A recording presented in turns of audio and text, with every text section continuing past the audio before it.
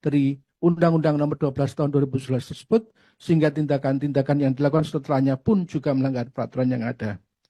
B. Hukum yang dilanggar. Pertama, Undang-Undang Nomor 12 Tahun 2011 Pasal 10 ayat 1 huruf D, yaitu materi muatan yang harus diatur dengan undang-undang berisi tindak lanjut atas putusan Mahkamah Konstitusi, dan ayat 2 serta penjelasannya, tindak lanjut atas putusan Mahkamah Konstitusi sebagai dimaksud pada ayat 1 huruf D dilakukan oleh DPR atau Presiden. Serta penjelasannya, ayat 1 huruf D, yang dimaksud dengan tindak lanjut atas putusan Mahkamah Konstitusi terkait dengan putusan Mahkamah Konstitusi mengenai pengujian undang-undang terhadap Undang-Undang Dasar Negara Republik Indonesia tahun 1945, materi muatan yang dibuat terkait dengan ayat, pasal, dan atau bagian undang-undang yang secara tegas dinyatakan dalam putusan Mahkamah Konstitusi bertentangan dengan Undang-Undang Dasar Negara Republik Indonesia tahun 1945. Ayat 2, tindak lanjut atas putusan Mahkamah Konstitusi dimaksudkan untuk mencegah terjadinya kekosongan hukum.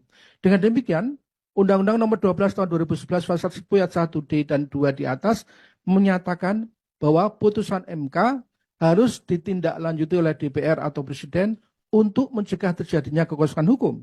Karena itu, KPU yang mengeluarkan surat edaran nomor 1145 PL 14 SD 05/2023 tertanggal 17 Oktober 2023 yang ditujukan kepada pimpinan partai politik beserta pemilu tahun 2024 untuk memperdomani putusan MK nomor 90 PUU 21 2023 merupakan tindakan yang menyalahi Undang-Undang Nomor 12 Tahun 2011 di atas, karena keputusan MK nomor 90 yang menambahkan usia 40 tahun menjadi berusia paling rendah 40 tahun atau pernah sedang menduduki jabatan yang dipilih melalui pemilihan umum termasuk pemilihan kepala daerah merupakan putusan yang memiliki sifat non-executable atau putusan yang tidak dapat dilaksanakan.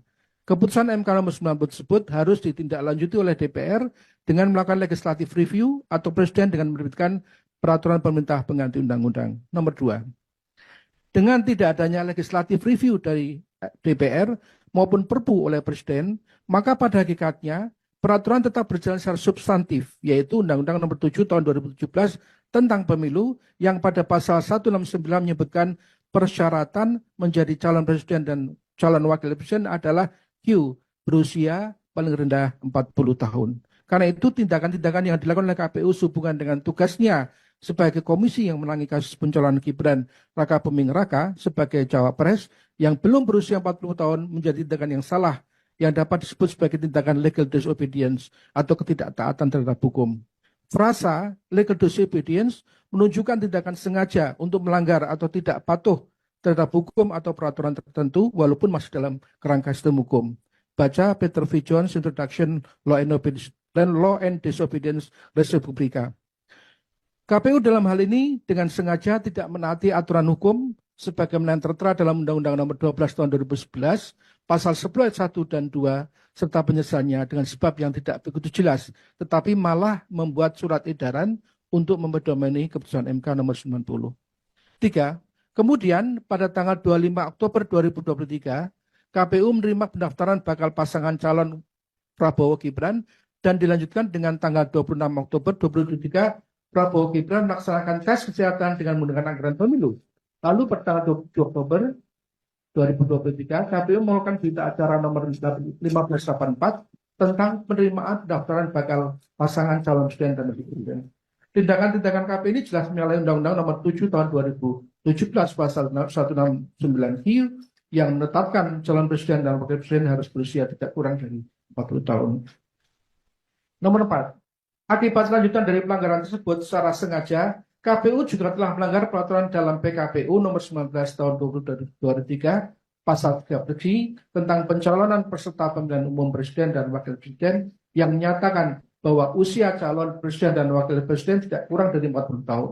KPU pada tanggal 28 Oktober telah menerbitkan berita acara nomor 1589 tentang verifikasi dokumen persyaratan bakal pasangan calon presiden Prabowo Subianto dan Gibran Raka Buming Raka yang menyatakan dokumen persyaratan bakal calon wakil presiden dinyatakan memenuhi syarat dengan memasukkan klausul yang berasal dari putusan MK nomor 90 bahwa calon wakil presiden telah memenuhi syarat karena pernah sedang menduduki jabatan yang dipilih melalui pemilu termasuk pemilihan kepala daerah.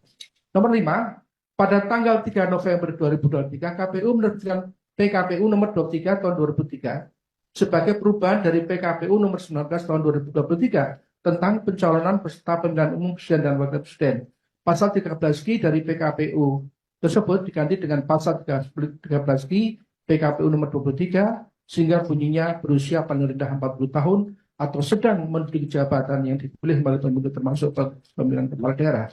Ini perbuatan legal disobedience yang jelas sekali karena keputusan MK nomor 19 tersebut merupakan putusan yang non-executable karena belum ada tindakan apa-apa baik dari Presiden maupun dari DPR.